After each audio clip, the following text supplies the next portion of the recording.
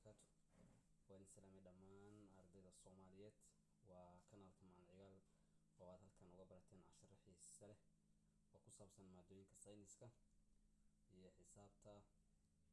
iyo arrimo kale oo ku saabsan arrimaha bulshada, ardayda, waxyaabahaas oo dhan dhiirigelinta. Soo dhawaada. Halkan diilahan waxaan rabaa inaan ku duubo casharo ku saabsan fasal badan, arday badan oo soo codsatay xisaabta fasalka 8aad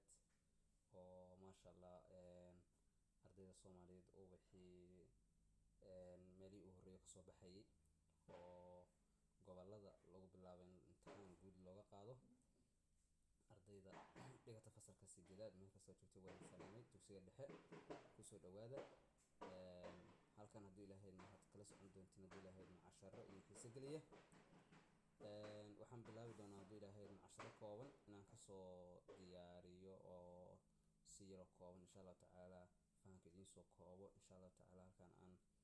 kusoo bixiyo ku saabsan fasalka 8aad maadada xisaabta insha Allah tacaala. caawa waxaan kusoo gudbin doonaa casharkii ugu horeeyay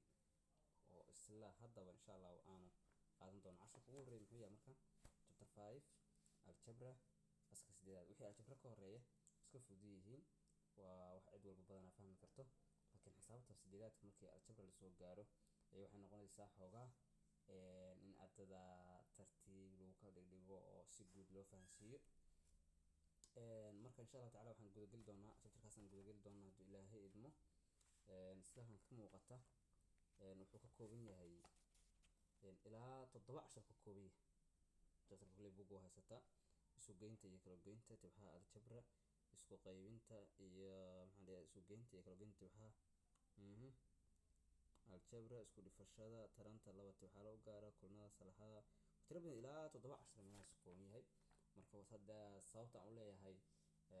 chapterkaas aan uga bilaabayo marka insha Allah tacaala waa socosho wanaagsan. casharka koowaad buugga haysatid 8aadka wuxuu sheegayaa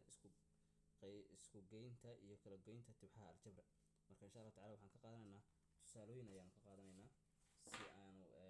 insha Allah tacaala bal u xalino. tusaalaha koowaad aan qaadanayno wuxuu noqonayaa haddii tusaale ahaan saan noo qoran tahay waxaa ku qoran bracket 2x ama 2x oo lagu daray 5 lagu daray 6 intaas waa xiran tahay oo lagu daray 4x oo laga jaray 12.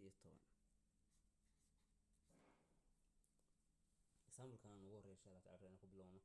xalintiisa sidee yeelina markii tan oo lagu siiyo waxaa sameynaysaa dugsiga fasalka 7aad xasuusta soo qaadatay tibxa isku eg ayaa soo qaadatay oo kan waa 2x kana waa 4x isku eg yihiin. kan waa number kana waa number marka wixii isle ayaa soo xijinaysa tilaabo kooda qaadaysa maxay noqonaysaa waxa leedahay kan waa 2x kan soo xiji oo asna plus 4x kan waa plus 6 oo plus 6 kan waxa waa minus 12. kadib marka wixii inta ka dhaxeeya sameyn maxaa labadan ka dhaxeeya kan plus u qarsoon kan waa plus labada dhinac waa isku darsamay waxay ku meesha noqonaysaa 6 oo la socoto ama 6x. labadana maxaa waa kan waa plus kana waa minus ka badan labadooda kala go'aya minus plus da urtirto waa ka jare minus plus marka kala jartid waxa ku soo harayo minus plus marka kala jartid waxa ku soo harayo numberka badan calaamadiisa soo haraysa hadda minus 12 waa waxa soo harayo marka labadan kala jaro waa 6 ama 6 marka labadan kala jaro marka waxa soo harayo minus 6.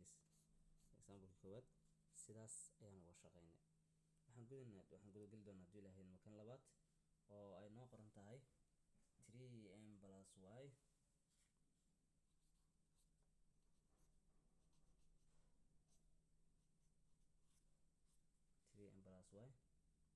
plus 4m minus 3y. haye waan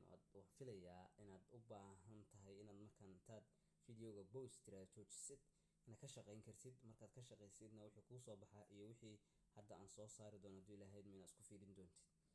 waaye marka maxaan niri waxa isku eg 3m iyo 4m marka ayaga isku keenno marka waxaan leenahay 3m kadibna kan u keen lena plus 4m labadan waa isleeyihiin 3m plus 4m plus y ayana waxay leedahay u eg minus 3y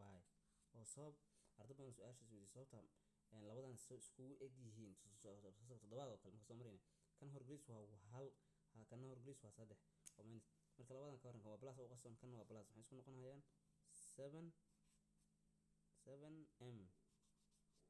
isku darsameen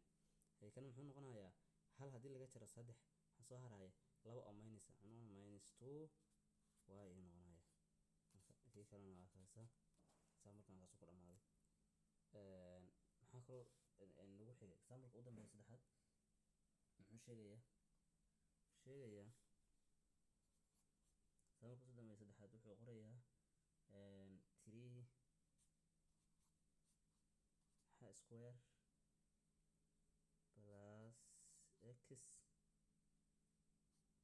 plus 8 oo lagu daray 7 minus 8x square plus 2x sidii kii hore aan ku sheegay kale waa huba inaa markaan inta istaajisid pause tiraahdo videoga u kaadsatid muuqaalka u kaadsatid inaad ka shaqeyn karto oo kala tuuri karto laakiin marka haddaad answer inuu kusoo baxaan waa fila marka insha Allah taala aan bal anaan isku dayo aan wado marka waxaan leeyahay wixii isku eg soo xiji isku eg haye 3x square haye kana soo xijeen waxaan leenahay minus haye 8x square